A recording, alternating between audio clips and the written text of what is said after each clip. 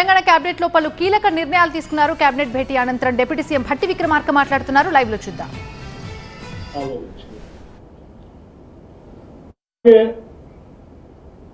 ప్రధానంగా వారసత్వంగా అంటే గత ప్రభుత్వం పెట్టిపోయినటువంటి పెండింగ్ బిల్లులు సంబంధించి కూడా ఉద్యోగస్తులకు సంబంధించినటువంటి పెండింగ్ బిల్స్ ఆ బిల్స్ కూడా ప్రయారిటైజ్ చేసుకొని ప్రతి నెల కనీసం 700 కోట్లు తగ్గకుండా ఆ పెండింగ్ బిల్లులకు సంబంధించిన ఉద్యోగస్తులకు సంబంధించిన బిల్లులు బకాయిలు కూడా నెలల వారీగా క్లియర్ చేస్తూ ప్రయారిటైజ్ చేయాలని కూడా నేను చేయడం జరిగింది. అలాగే ఇంకా కొన్ని అంశాలు కూడా ఉదాహరణకి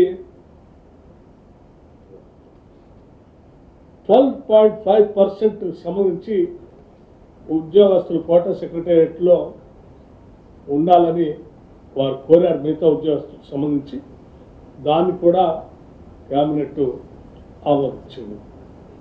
అట్లాగే మెడికల్ ఇన్వాలిడేషన్ కమిటీ కూడా కావాలని అడిగారు డిస్ట్రిక్ట్లో, దాన్ని కూడా ఆమోదించడం జరిగింది. అట్లాగే ఈ ఉద్యోగస్తులు రిటైర్ అయినటువంటి వాళ్ళు మళ్ళీ తిరిగి రిక్రూట్మెంట్ చేయకుండా ఒక నిర్ణయం తీసుకోమని చెప్పింది ప్రభుత్వం. దానికి కూడా సానుకూలంగా స్పందించింది.